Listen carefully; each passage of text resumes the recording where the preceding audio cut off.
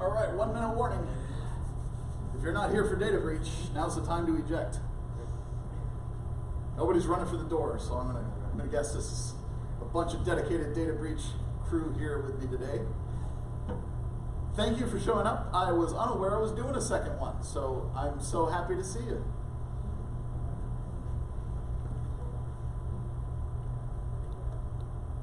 And it's 10:45, so let's kick it off. Hello, my intrepid data breachers. Are we ready to have some fun today with a data breach exercise? Yes. Woo.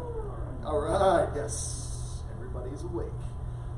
My name is Mike Tassi. I'm with the Privacy Technical Assistance Center in the U.S. Department of Education, and I'm going to run you through a data breach exercise today. We're going to present a scenario. We're going to talk initially a little bit about data breaches in education. We're going to hit some of the high points, why data breaches are prevalent in K-12 and post-sec, and what kind of factors are involved, what I'm seeing out there as being big influencers in terms of the exposure risks for data breach. We're going to then walk through some content, which is basically a tabletop exercise, a scenario of an incident that may or may not be a data breach.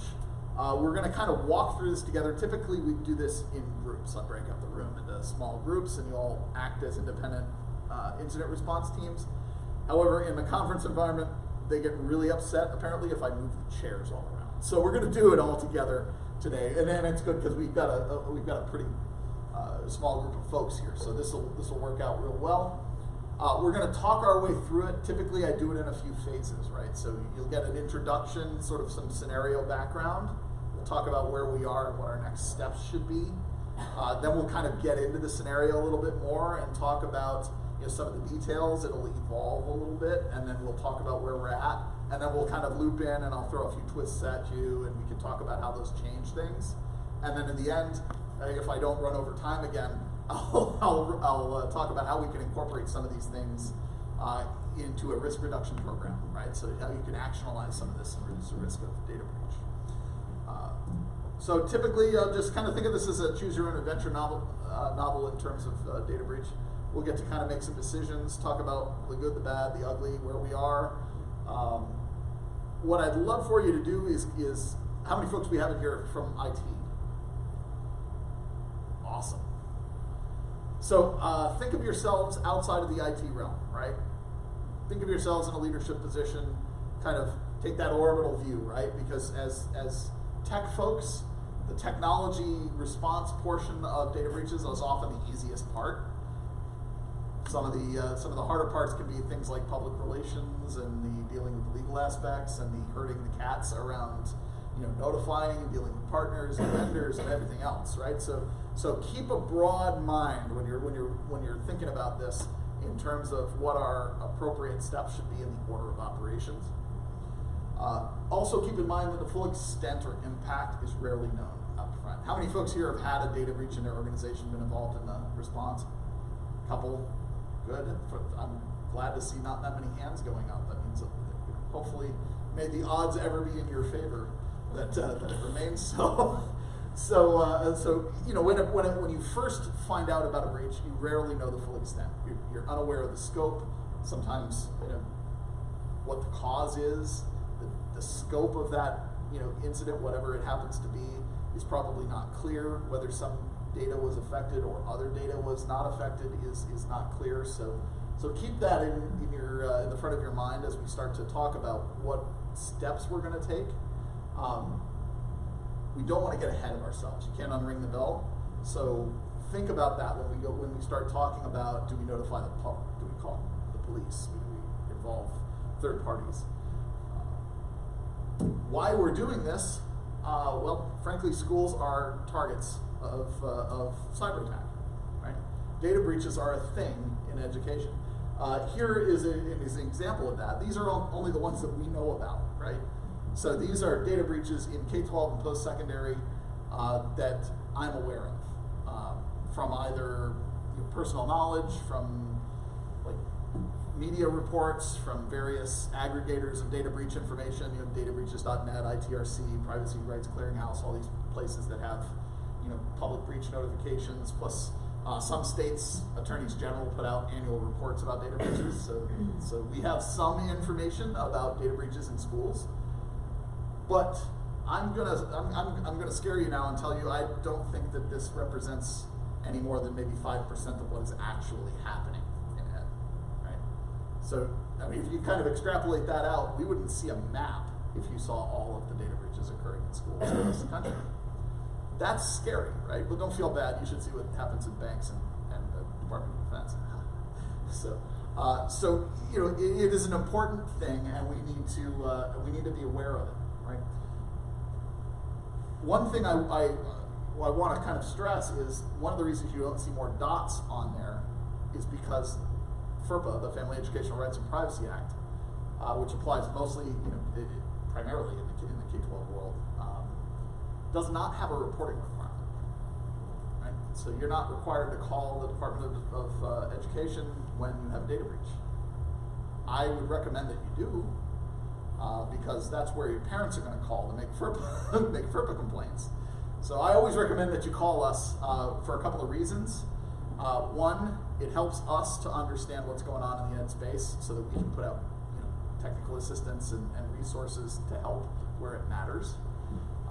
Also, by giving us the heads up when the angry parents call about their FERPA rights being violated, instead of hearing, we've never heard of this before, we'll call the school and we'll give you a call back. We can say, the school's already been in touch with us, they're already working on a resolution, we're aware and we're working with them. That's a message that resonates with your parents a heck of a lot better than the alternative. So it helps kind of everybody in the ecosystem to just give us a holler, right?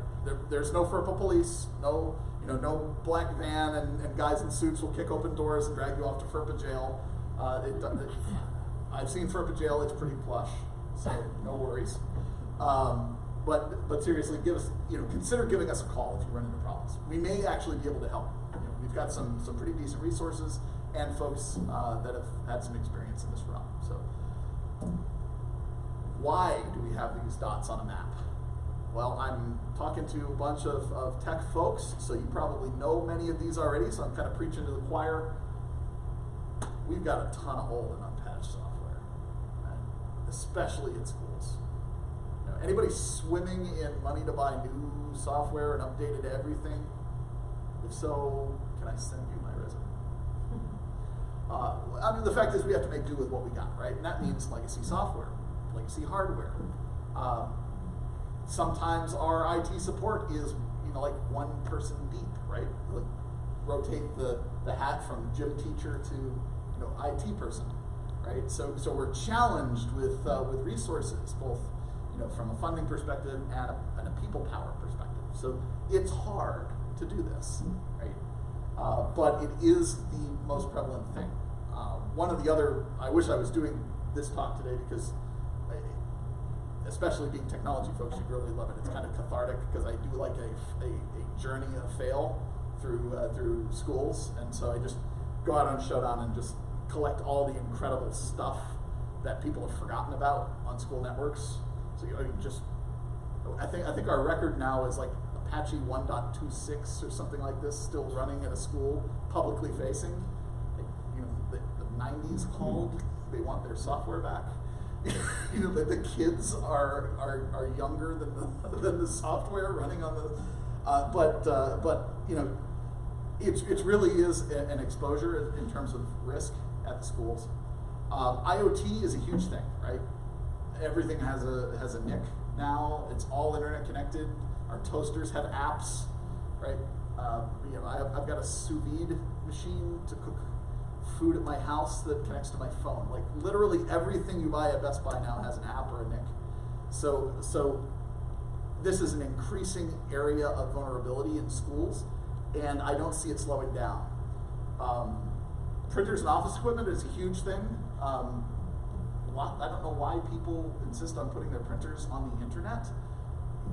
Obviously, folks don't realize I have poor impulse control. I really want to print memes on people's printers. So please don't, especially if you're like scanning W-2s into your smart printers that are really just computers with printers attached to them. And if you do, change the default credentials, please. because we see a lot of that out there, right? Some of it is because it's leased equipment.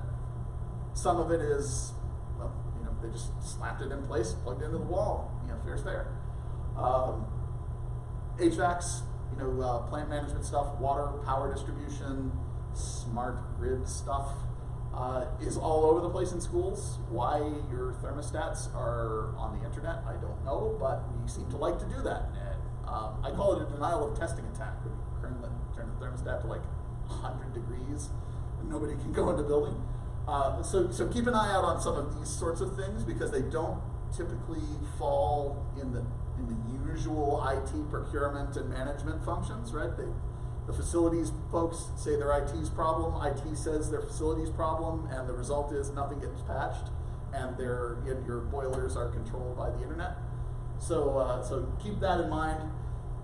Everybody is in the school safety business now, right? So we're buying IP cameras and such, and like they're going out of style, right? But I've seen a whole lot of fail around this for the same reasons that the HVAC machines are an issue, right? Are they computers? Are they facilities? Who owns them? Even in the best of times, camera manufacturers, like maybe you'll get a firmware update once a year. Well, what happened to that Linux kernel that runs that thing in the last 8 months of vulnerabilities that the camera manufacturer hasn't pushed a firmware update for? If those are internet facing, remember it's not just a camera, it's a computer that has a camera attached to it. I've seen them doing all kinds of crazy stuff.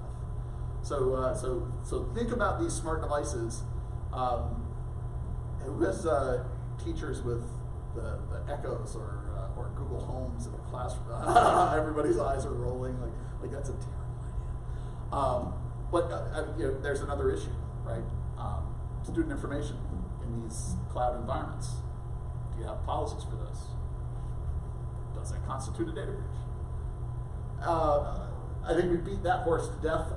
Misconfigured systems, unsecured databases. This is more of a problem in the post-secondary world because, like for colleges, they just love Mongo, and Mongo's everywhere, totally unsecure. Go ahead and change it. We don't care.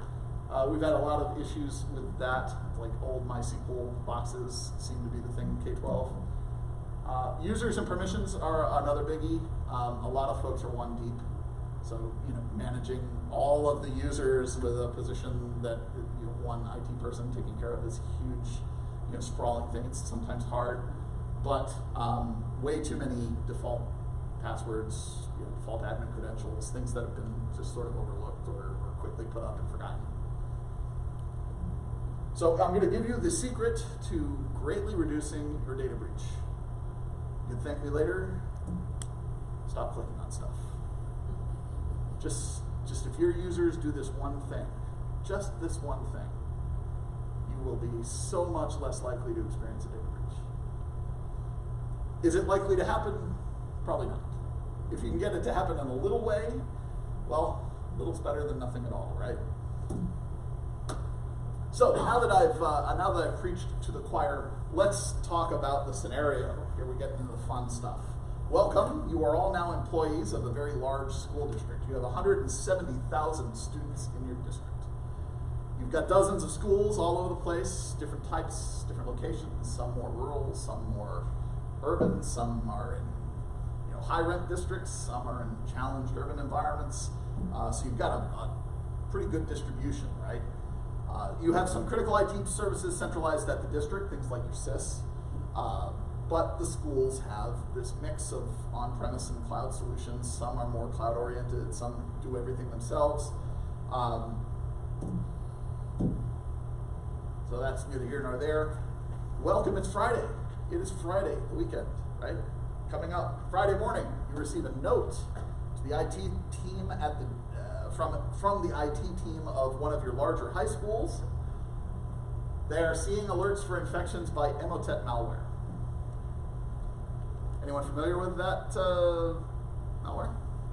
Excellent. Like personal or just know of it? No, personal. Oh, so you will have the feeling that you've seen this movie before, I think. So you're getting some hits on Emotet at one of your high schools. Administrators are working to isolate the infection source and suspect it might be some kind of phishing attack, but they're not sure at this point. Fast forward a few hours, And the IT administrators at the high school report that the malware came from a phishing attack, right? An email contained a link to a macro-enabled Word document. Looks a little something like this. Users click the link, they get a macro-enabled Word document. Antivirus pops on that because, well, it's bad and all of that. So, long and short of it is 10 employees received this similar mail, the phishing email. 3 of the 10 opened and attempted to open the macro-enabled Word document. Of course, antivirus prevented that, said that nope, sorry, and removed the malware. As a precaution, the high school then went ahead and securely wiped and re-imaged those machines that were affected, right? Didn't want to mess with it, wiped the disk, reloaded from the standard software load, right? Problem solved, right? So what do we know so far? Let's take a pause and just kind of regroup. High school in the district, one of our larger schools, better resourced, has an IT staff that has some time to go through this sort of stuff. They're getting notifications that they've got some malware.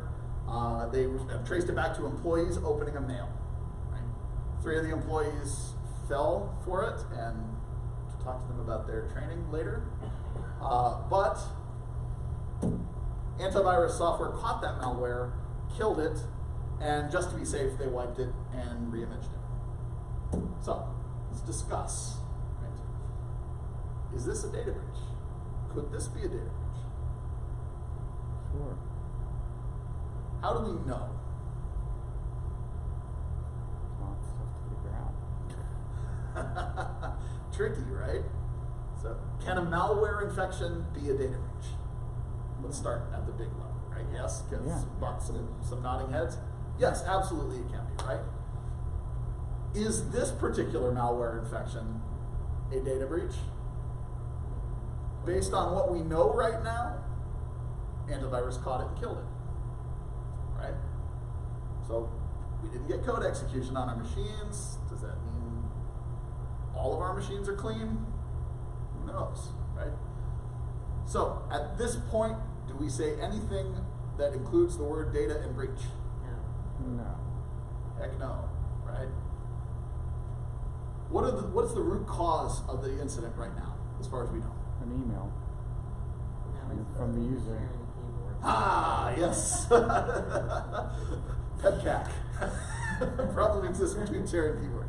They're the biggest resource and the biggest threat. Yeah, absolutely. It's users, right? I mean, that almost all of your data breaches are going to start right there, sitting in a chair.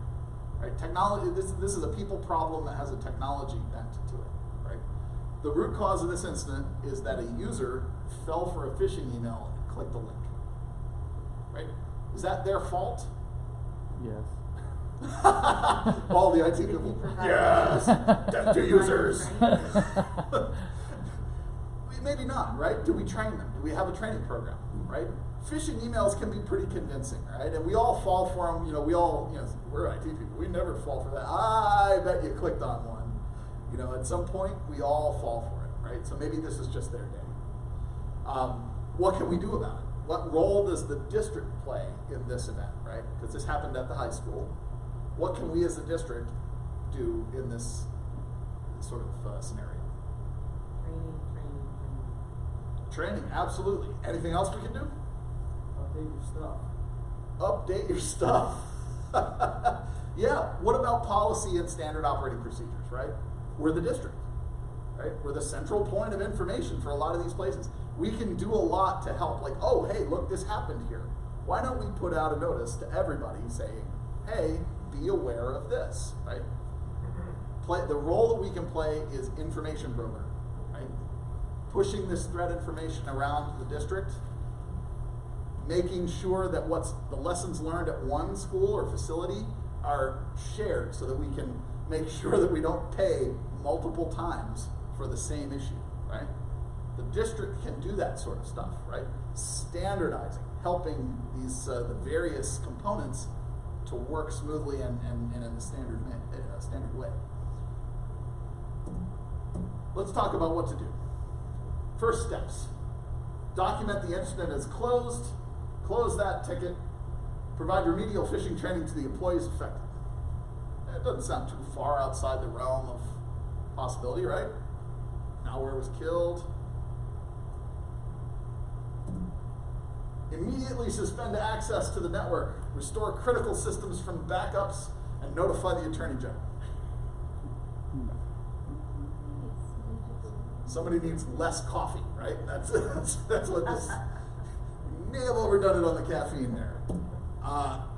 Initiate threat hunting activities to identify undetected threats that were not reported and coordinate with the district to share threat information across the district. Who says number one? Couple folks, okay. Who says we ought to go to DEFCON 5? No takers? No one's heading for the bunker? All right.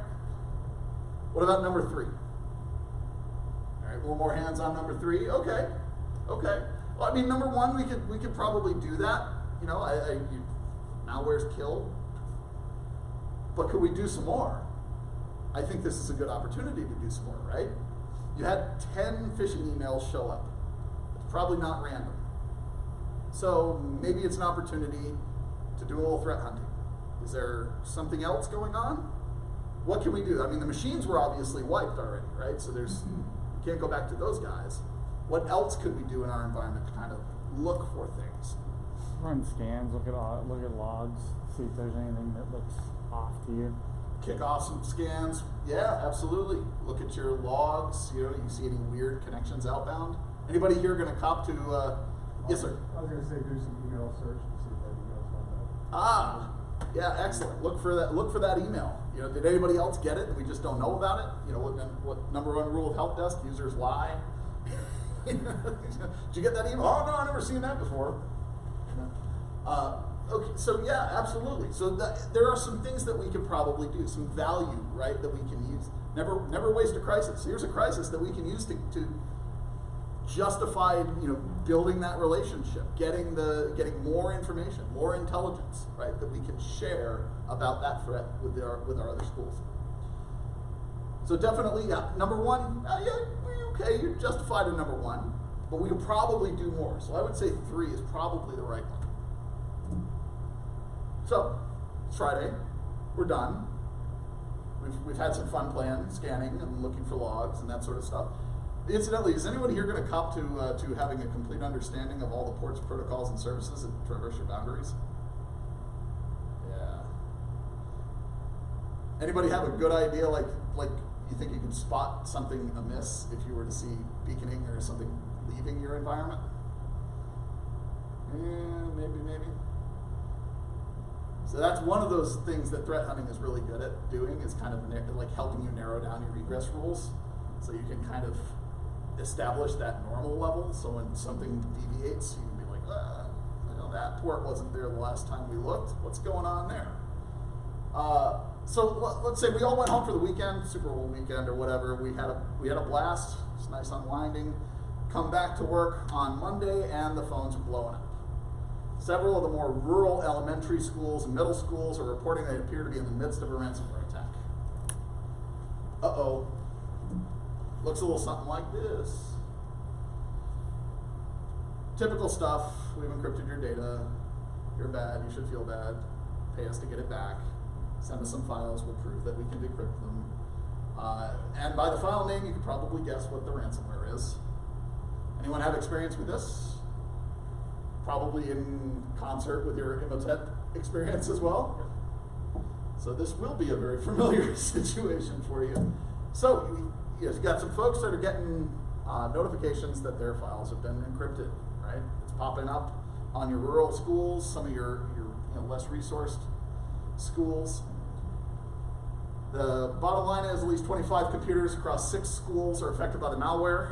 Demand letter requests that you send immediate emails to the perpetrators with some sample files that are encrypted, so that they can send you back the decrypted files and prove that they can decrypt. They will also then send you the cost to decrypt those files. That is typical behavior. Your logs indicate some of the users also got the same phishing email prior to this attack. So In this particular case, it appears that those schools have been hit by Ryuk and did not get any kind of warnings. Same phishing email, no warnings. Of course, the perpetrators claim they'll respond with the ransom amount in Bitcoin after you send them the email, of course. But you have a time limit, right? Every day it's going to increase 0.5 Bitcoin. 0.5 Bitcoin's quite a bit of money. So they're incentivizing you to send them an email right away. Let's kind of regroup.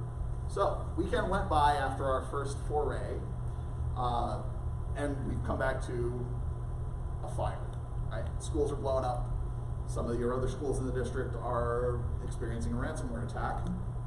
25 machines right now currently infected. Perpetrators, of course, they want some sample files. Cost goes up every day that we wait, and after 2 weeks, keys are destroyed. You don't get your data back, right? No pressure, right? So, things that we should talk about. Do we call it a data breach now? Yes. Yes. Do we have evidence that data was actually breached? Evidence that data was touched. That's enough. Right, they have it. What does the state call a data breach? State? What is a data breach? Unauthorized access to your information. But is that the legal definition of a data breach? What's the moral of this story? Does the state have a definition for data breach? Yes. So here is one of the key takeaways from today's talk, which is the DB word carries absolute weight. When you start saying data breach, legal clocks in many states will start ticking. So have a clear understanding. If you say this is a data breach, that there may be legal implications to your use of that word. So the state may be expecting you to notify victims of said data breach within a certain amount of time, or report to the AG, or any number of other things. Most states, and I believe including this state, have data breach notification laws. 72 hours. So if your breach, Wait. What did you say? It's 72 hours? No. I've been through this too, not in the school, but when you say you have to respond, you have to tell people within 72 hours, who are you talking about? The people that have been breached? Anybody's data who was impacted by the data breach. Okay. Particularly students. So if student PII has been compromised, Yeah. the clock is ticking immediately. Okay. I'm new to which is why I school say, districts, but the state law, and like if somebody touches your credit card information, it says a reasonable period of time. It doesn't even have, well, I can't talk to your state laws. Yeah. But I can tell you that in many cases, there are state laws that are pretty draconian with their time notification requirements. I don't know what they are in Pennsylvania or what the definition of a data breach is in Pennsylvania. We had some folks in the last session that were talking about certain requirements that like had to include something like a social security number or credit card information, some kind of financial data. So you'll want to understand what your state considers to be a data breach, so that you don't accidentally use a term that's going to start, some clocks ticking on you. I recommend that it's an incident until it's a data breach, right? Just because, as IT folks, we know, code executed on this machine. It's likely that administrator credentials may have been implicated in some of these things. They probably have administrative rights on the box. If the box has PII on it, they may have had access to that. We understand all of that, but unless we have evidence that that stuff left, it's best to leave that up to the lawyers. Right? Include your legal counsel in any decisions about whether or not to call something a data breach, because they're going to be the ones that have to kind of strategize how you're going to respond to that. So I always recommend it's an incident until it's a breach. What do we know about Ryuk, and what options do we have to recover data on these machines? Well, we've had one person that's had some experience with Ryuk. Did you have any luck getting your data back? 6,000 laptops in the entire infrastructure place. One piece to note is the avenue of infection will never be determined. This is for a school district within the area that happened to be the response team for. Most likely, they were compromised well before they had any idea. Probably 90, 120 days, hard to say. It's too cost prohibitive to actually do the root cause analysis. Unless we want to buy 7,000 machines and an entire virtual infrastructure and set all the bad stuff aside and pay somebody a tremendous amount of money to actually dig through every single machine. It's impossible now. Data was recovered. Active Directory, unfortunately, they were running their SIS environment locally, so all of their SIS infrastructure also encrypted. They were on pen and paper for a little while until they were able to restore services piecemeal. Wow. Well, this is great. This brings perspective to the actual scenario we're talking about. The Monday morning piece of that scenario is very valid because these actors, they will have access within your infrastructure for some period of time, and they're going to pull the trigger over a holiday weekend. They're going to pull the trigger over some sort of weekend where they can get as much stuff encrypted as possible before the radars start going off. So this was over holiday weekend. Call came to me on a Saturday afternoon, I want to say. Yep. And at that point, it was too late. So we went into damage control. We were releasing things, but yeah, it's not a good thing to see. So keep an eye on your alerts for your various systems when things start going wrong. Wow. Please. Yeah. I'm sorry that happened. Oof. They're back and up. So you ended up having to pay for data recovery from the bad guys, or did you have I will neither confirm nor deny that. Well, we're going to talk about all of the considerations there here momentarily. Is this something that needs to involve law enforcement? How many folks say yes? A lot of nodding heads. Now, or do we wait a little while? I think it only require law enforcement if they'd like if you transferred money to a bad actor, like they asked for a wire transfer and you actually completed the wire transfer, then I would call them because the FBI could maybe actually get involved. They could potentially. Who contacts law enforcement? So not IT. Yeah. Absolutely correct. Yeah, IT shouldn't be talking to the law enforcement folks. Your public communications folks, your lawyer definitely needs to be involved in that decision. You need to. How many folks here have cyber insurance or some other sort of actor that's going to be? In your particular case, did you have your cyber insurance folks involved in that? They had a rider on their main contract, so we had a consultancy come in through the insurance agency, in addition to other third-party investigation resources that we put in the next day. Awesome. We did also have Secret Service, FBI, local PD, delivery scraps and heads. There was a lot of pinpoint like this. So your experience may vary. And most of those, including the FBI, aren't going to touch anything unless they can project $1 million worth of damages or more. One comment about that insurance that I learned about cyber liability insurance is that they do offer those services for breach where you can call one number, an 800 number, and the communications get taken over. They do everything. However, if someone in your district, someone in your organization leaks it to somebody else, that voids their coverage because they wouldn't be the first one to say anything and make sure that it's going They got to control the correctly. message. So you have to ensure that not only do you not say data breach, but it doesn't. You can't let it get around outside of IT, and you have to have clear instructions to everybody to say, don't talk about this. Don't let anybody know what's going on. We're taking care of it. Loose lips sink ships. Absolutely, which is another key takeaway from this is identify your incident response team very quickly and make sure that you've worked through some of these before. You don't want your first incident response process period to be when something actually happens.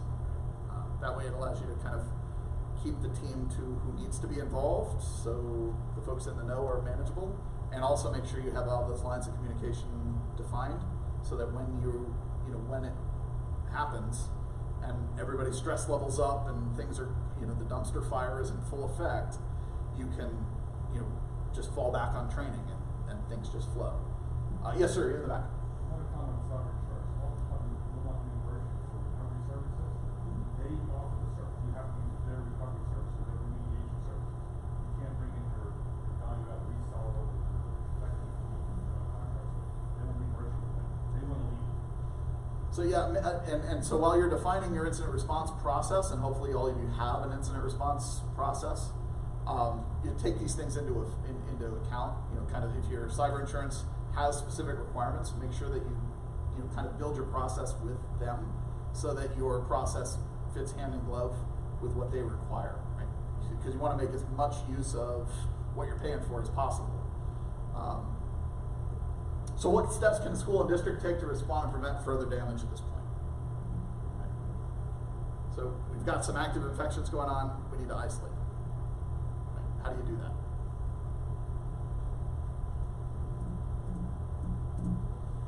A couple of things, we call the police and immediately attempt to run commercial antivirus tools on the affected machines. Immediately separate the machines from the network and any peripheral storage devices. Or do we send an email to the attacker with the sample files and await the ransom demand? Who says number one? Nobody? Nobody's buying that? I would recommend against that. If you start running tools on boxes that are fully encrypted, you run a very high risk of corrupting that machine and not being able to decrypt it, even if later on you finally want to. Who says number two? Excellent. A lot of crowds of IT folks. Yes, okay. Separate the machines from the network and any peripheral storage devices. Who says number three? Who says number three is valid, but it's just not right now? That should be coordinated with your insurance. Absolutely. You got to, from an IT perspective, you got to do what you got to do to stop the fire, right? Stop the bleeding. Put a tourniquet on it so it doesn't get worse, right? So number two is probably the best thing to do right now, right? Isolate the machines. Keep them away from any storage that they could possibly infect, like network drives and other things, and try to limit the damage to the degree possible. Work out the rest of the stuff after the fact. Stop the bleeding first. My favorite GIF, my dumpster fire GIF. This describes a lot of my life, actually. So it looks like the response to disconnected machines was a little too slow. We made the right choice. We were just a little too slow, and more computers are affected and becoming infected. The malware is spreading like a computer worm through the environment. The network, using network and email and encrypting all the stuff in its path. Right? So it's gotten ahead of us, right? We're doing the coronavirus thing here. It's getting out of hand before we can put a lid on it. A system administrator's machine was affected early Tuesday morning. And shortly thereafter, important database machines containing student data, PII, discipline events, grades, attendance, and test scores have been affected. So now you've got some actual student data. Important stuff you need to do daily operations is encrypted. Other schools in the district are reporting also receiving similar phishing emails, and some report that local antivirus solutions are detecting Emotet malware, and others are not. 4 more schools have reported phishing emails. No detections. In those cases, shortly thereafter, they have ransomware issues. Schools whose antivirus product reports Emotet malware do not seem to have follow-up ransomware issues. What do we take away from that?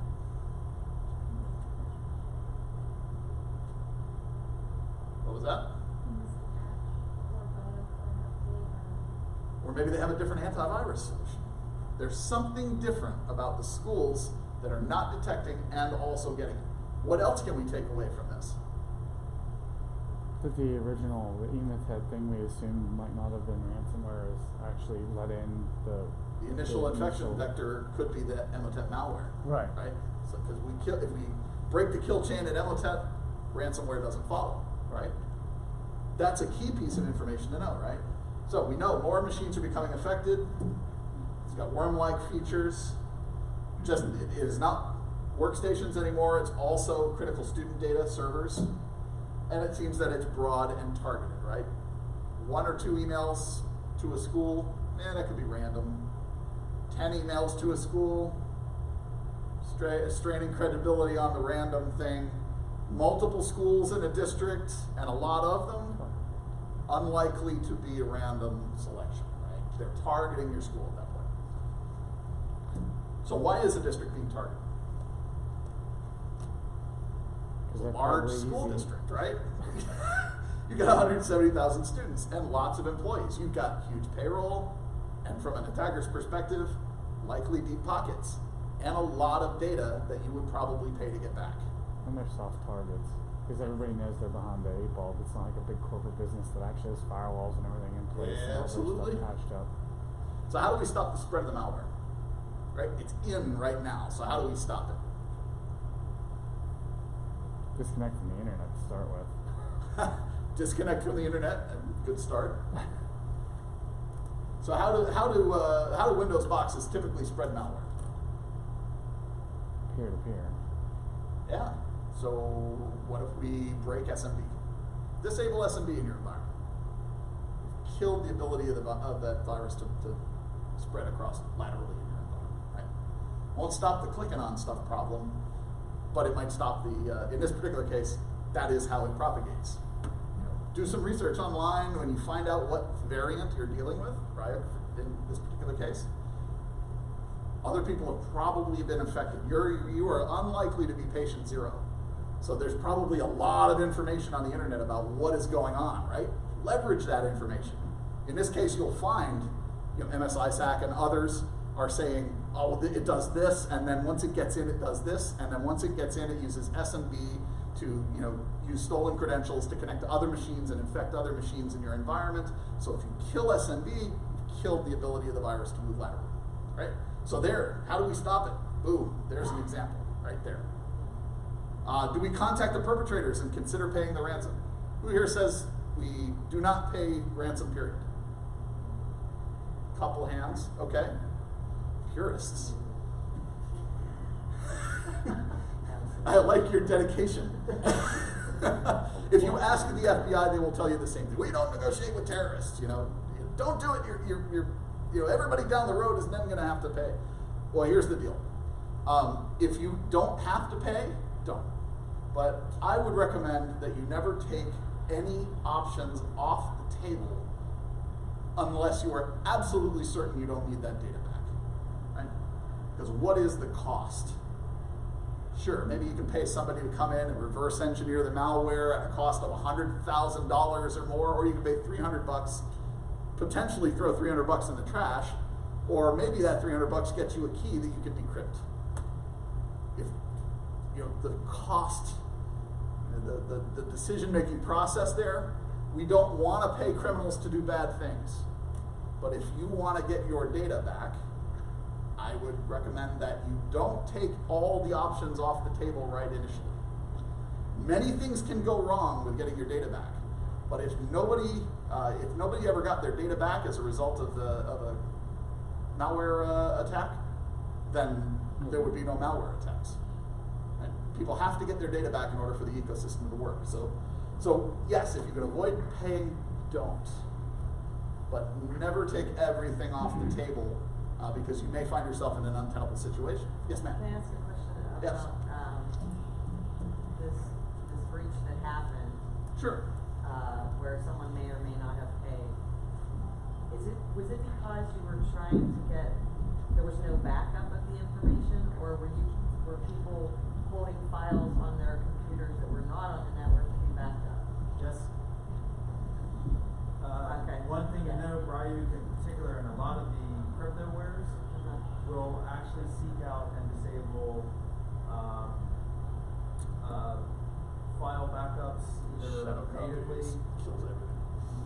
just stealth on the back end if you have previous versions enabled on SMB shares, they're going to get disabled. Also things that you should be monitoring for, and try to break whatever your backup is or corrupt those backups so you don't have valid backups, and it's strictly a financial decision on their part. Yes, I agree. If you don't have good backups, that you probably would have to pay for that. But if you have a policy that says we only back up what's on the network, and the machines get, you keep Oh, yeah, files on your absolutely. machines, I don't care. Yeah. But I temper my incident response with my favorite philosopher and life coach, Mike Tyson, who said everybody's got a plan until they get punched in the mouth. And that is a very applicable thing in incident response, right? Everybody was like, I'll never pay these guys. And then you're faced with a situation where you don't have a backup. And it's mission critical data. Oh, and maybe I'm throwing money in a hole, but maybe you're not. And what are the costs, right? So I'm not saying pay them, but I'm saying don't ever rule everything out until you understand the full scope, right? So we talked a little bit about this. I think obviously we're going to obtain payment information at some point here. It's not our primary objective right away, but we want to know how much it's going to cost us just in case we have to go down that road later. We need to talk to law enforcement. We need to talk to our legal counsel, senior staff. They need to be involved in this to make a decision on how to proceed, right? But the first thing we need to do, right, is put out the fire, right? Stop it from spreading. So the attackers are demanding some Bitcoin. They provide all the stuff. The actions to stop the spread seem to be working, right? We've contained it. It's no longer blossoming. We're kind of losing numbers. But 15 servers and 3 workstations containing school records and critical business data are affected and had no backups because the backups are corrupted. These machines are currently isolated and remain the key issue in your remediation efforts. So the question, of course, here's where we are here, mindful of the time. The question is, what are our decision points on whether to pay or not pay for the remaining machines? How critical are they? Yeah, how much do we need that data, right? If it's the sys, that's a huge problem, right? So that might be one of those things where you consider paying the ransom, right? Do we try to homebrew something and then potentially break the encryption so that we can't do it? Do we just say no and on principle throw up our hands? Or do we say, okay, begrudgingly hand over a couple of grand in Bitcoin and roll the dice on whether we get a decryption key for it? And hope that the feds haven't taken down the command and control network by that time and they can't ever get your message. Let's talk about data breach. Is this a data breach?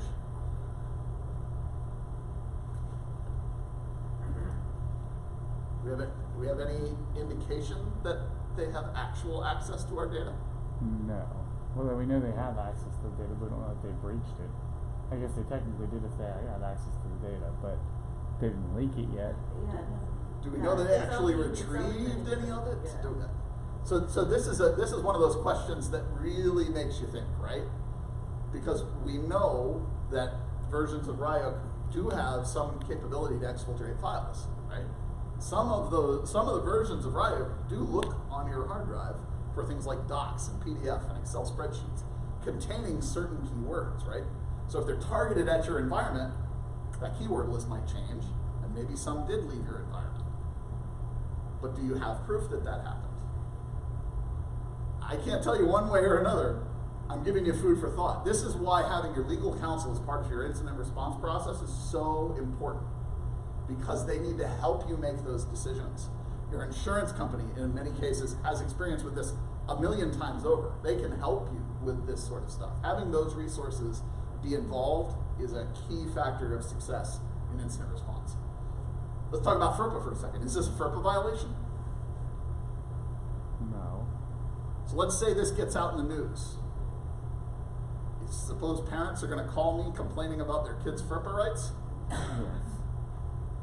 So I would recommend, breach or not, call us. Let us know. We can provide some assistance, we can provide tools, put you in contact with folks. If you don't need that, at least we can head off the angry parent mob that will call about their kids' FERPA rights being violated.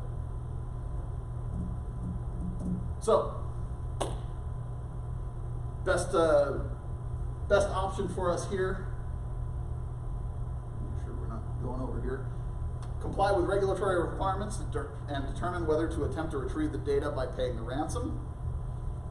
Or do we just keep the machines alive and around, running somewhere in a closet in case some, Kaspersky or Norton or some independent researcher puts out a decryptor for it at some point down the road? Or do we just wipe the machines and begin again from scratch? Who says 1? Everybody's like, nope, nope, this is a trap. This is clearly a trap. Not raising hands. Who says number 2? At this point, everyone's just updating their monster resume. Who says number 3? Wipe it and start over. So we're just going to kill the data and start over again. Oh, it's hardcore. I mean, then Spartan it's IT gone. around here. I mean, what are you gonna do? How can you show that it's gone if you don't wipe it and start over? Scorched earth. So, I mean, certainly you could do that. If the data is not that important and you've made the value decision that you can live without the data, kill the machines, wipe them, rebuild them from an image, and start over again. That's absolutely a valid answer. If the risk proposition is not compelling for you to try to get the data back, that is, nuke it from orbit is definitely an approach to be sure. You will not have continuing problems that way. I would recommend number 1, which is take a considered approach. I mean, you've stabilized the situation. Those machines are no longer a threat to other machines in your environment.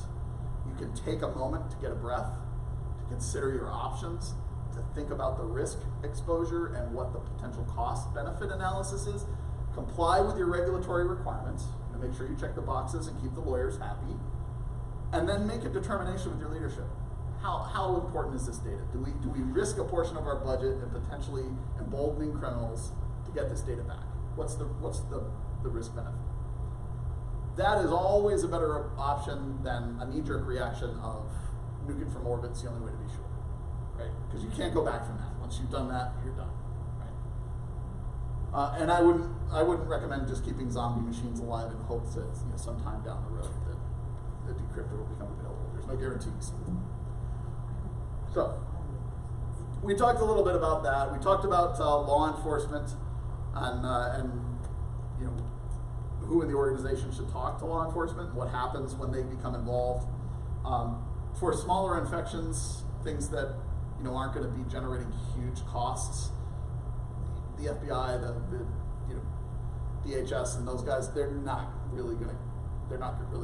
Thank you very much, keep us appraised, but there's not going to be a lot of suits showing up at the door. So limited liability there. What concrete steps can you use to prevent this kind of attack in the first place? You got to be proactive. You got to be scanning and looking and getting the MSI sec and trying to stay ahead of everybody. Yeah. Training. Absolute user training, right? The one thing you can say is going to be common amongst most of these attack vectors is that a user is going to do something to start them, right? So if your users are paranoid, then you're unlikely to initiate the process in the first place, right? Your technical controls are kind of a safety net at that point, right? And then all of the things that this gentleman mentioned, like going out and looking at the Riot malware, what's happening out there as far as malware, ransomware flavors. How are they infecting? What is their indicators of compromise? And then passing that information as a district to the schools so they can look, right? Helping the schools, some of which have more or less resources, to communicate threat amongst each other and to share resources. Maybe that high school that's got a huge IT staff and resources to spare can take a field trip over to the school that's on the edge of town that doesn't have as much, and a single person that's doing IT for the whole school, and help them out. To raise, the rising tide raises all boats sort of approach. Things that you should have, right? The Mike Tassi bare bones things to prevent data breaches. 1, have an incident response plan in place and train to it, right? It won't prevent a breach, but it'll make it a much better process for you, right? Because things matter, time and scope. Limit the scope, reduce the time. Having a plan, having an incident response team that is identified and resourced, having those communication lines open, understanding how the process works prior to an event is a key factor to success when an event actually occurs. You should have some form of data security and privacy training, awareness training for your users. I would recommend annually, but whatever that, the best solution that works for you is, the more often you get the concepts of data security and privacy and good browsing habits in front of your users, the more success you'll have with reducing the risk. Understanding clearly all the legal requirements that come along with the concept of data breach, right? If you say data breach, what happens? At what threshold? And who's involved in making those decisions? Having a clear understanding of those things allows you to rack and stack your priorities when an event occurs. And of course, I always recommend call PTAC because we can help. We've got folks that have some experience in this realm. We have tons of technical assistance, documents, and resources that we can provide. We can put you in touch with some folks if you're needing technical assistance or skills augmentation or just a third-party kind of validation of your approach. We can help with all of that, and in addition, head off maybe some of the wave of angry parents in the event that something does get out and there's a public interest of it. And in case you want to call us, here is our contact information. A friendly person will answer, or you can leave a message. You can always get us at privacyta@ed.gov. Either myself or one of our colleagues will reach out. And our fantastic website at https://studentprivacy.ed.gov is where you can go to get like FERPA training, data security training, all kinds of best practice and technical assistance documents. Lots of resources there for you. All of it is free of charge, including the online FERPA training, which you can give to all of your staff if you would like, so they understand their responsibilities under FERPA. And of course, consider giving us a call if you have any data breach issues and you need to reach someone immediately. And with that, I will open up the floor for any questions and comments or whatnot. And thank you very much for the opportunity. Great. Thank you. Yes, sir. Do you think like our users don't have admin access to their laptops, so like they're just a basic user? Do you think that helps prevent those sort of, or are these malware things acting on basically putting into like the local apps where they can run something but not really run it? So, is it a 100% cure? No, nothing is. Right. Does it reduce your risk? Sure. Okay. If your users are acting as administrators, it's just that much easier. Right. For that to happen. Does it completely eliminate the threat? No. But will it reduce the risk? Yes. So you have to weigh. If you can do it without impacting your users, then it's a freebie, right? It's a way to reduce the risk, and it doesn't cost you anything. It may impact some of your users, so you might, depending on how you set up your permissions and who's in what groups, you might be able to say, some of these are like power users because they're on the road all the time and they're disconnected and they need. But if they're home, if they're there in the work environment, they don't require admin privileges for any kind of software installation or anything of this nature. I'm sure. There's only only people in the tech team have admin. Have the ability to do stuff. So Removing local are admins. their user accounts also the same accounts that they log into general machines for their work? So what do you mean, like Admins. Are their normal day-to-day, their email address, user account also happen to be members of the main admin accounts? So are they logging into their normal computer every day with the main admin? No. They use a separate. Oh well, no. Are you saying for the tech people? Yes. Yeah. Oh yeah. Well, they'd be using their account. Yeah. That's So just create a second account for them, and if you can, two-factor authentication your admin accounts. Okay. So they have a regular user account that they can use to browse the web and do all that stuff. And then if they need to do something domain admin or administrator-wise, they present a smart card or whatever two-factor is. Right. And that will greatly reduce the risk of something affecting you at an enterprise level.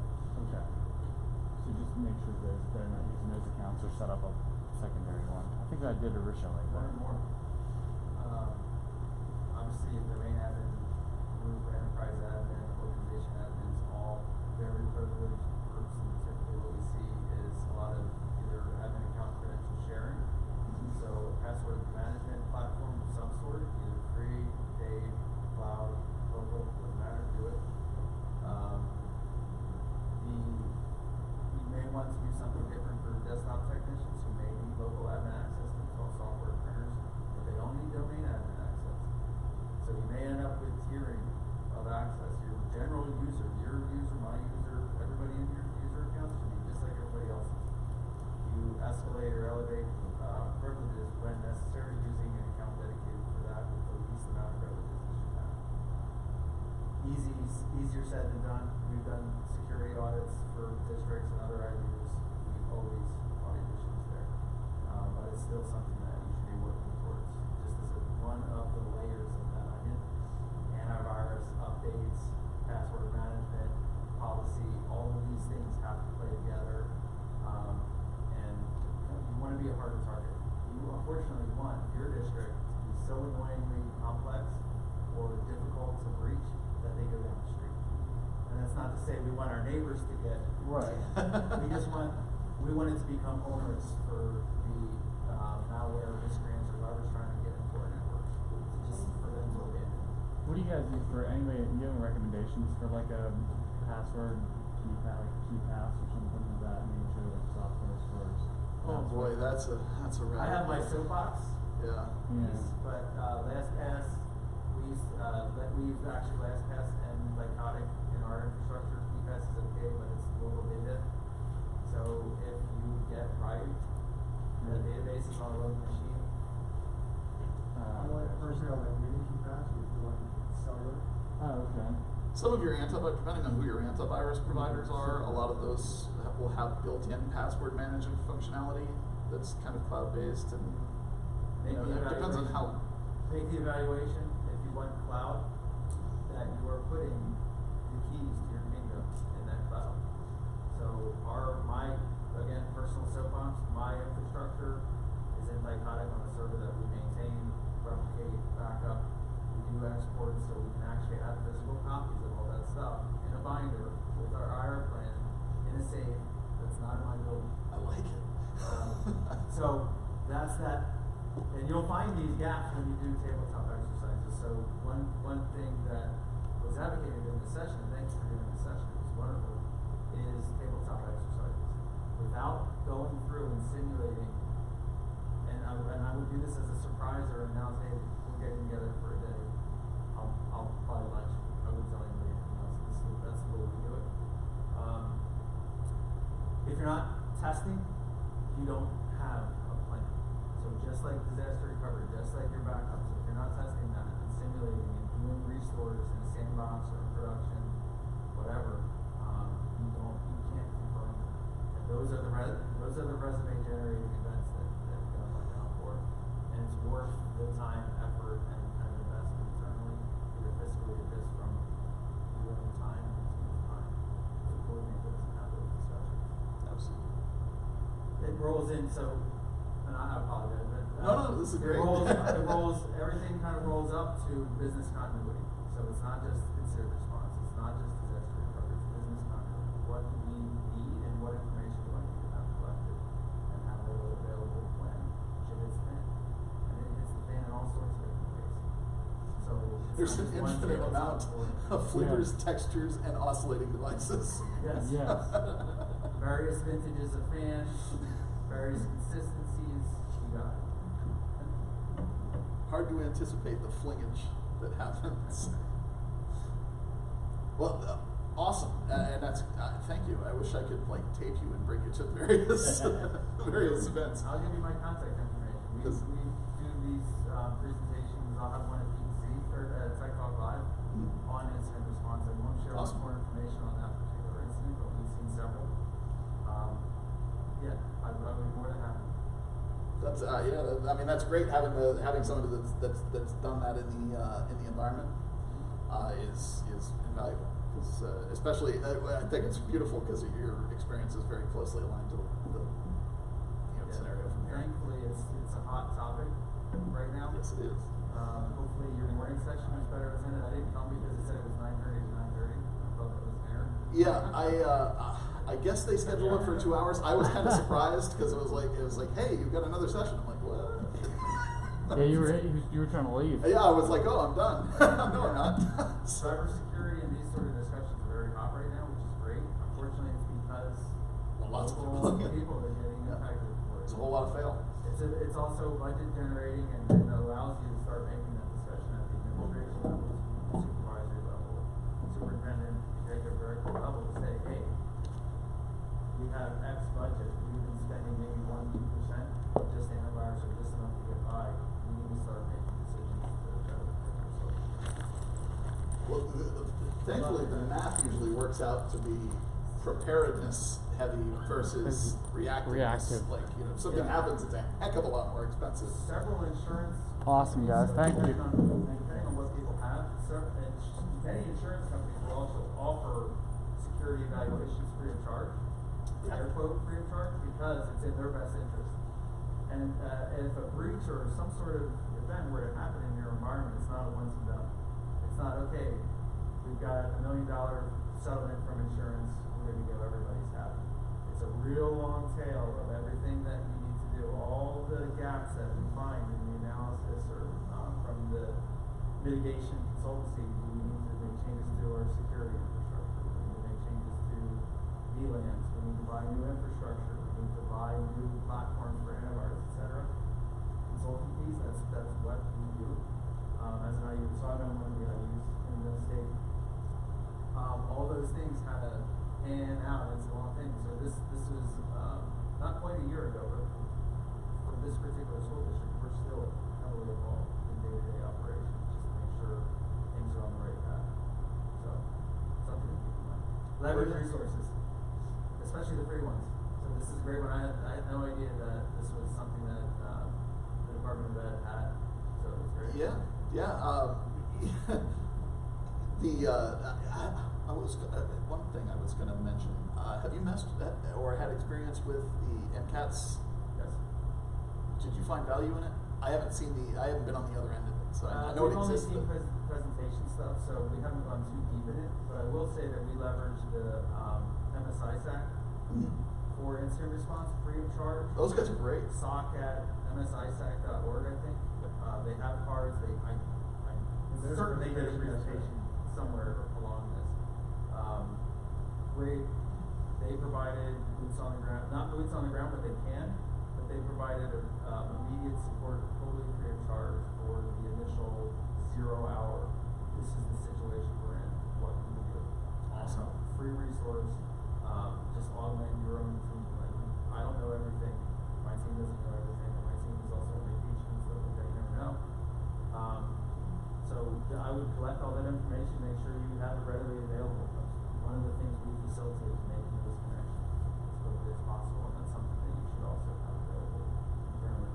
Vendors, support agencies, law enforcement, insurance, everybody. You're going to need to know that. And then one final thing. I'm going to stop that. No, this is good information. So, like I said, soapbox. That's good. Critical piece is communication plan. It has nothing to do with technology. It's just strategies. Who is the designee? Just like if somebody has a heart attack on the street, 19 people will stand around. Everybody will assume everybody else called 911. Somebody else did. Somebody needs to be designated as a communications person. It's usually going to be your business department, or not business department. If you have a communications department, curriculum, but most likely it's going to be your superintendent or executive office that's going to make those decisions, and also curate what content is going out. Not sharing too much, especially on that breach piece, which is great information. I'm going to steal that from you. I'll credit you somewhere. But that communication needs to be immediate and just share what needs to be shared. So if school is closing, for example, just like on a snow day or something like that, there's plans for that. Same thing goes with if there's a breach, or typically they're going to be announced at least initially as a malware incident or some sort of cybersecurity incident. So they're not going to go anywhere near words that sound Russian or words that sound foreign or things that sound worse than email, because the public loves that stuff. They'll chew it up and then you'll get The minute a reporter hears the word breach, it's all over. They're gonna be at your janitor's door asking what they know. It's an incident till it's a breach. Thank you. Oh, no worries, my pleasure. Thank you guys for hanging out.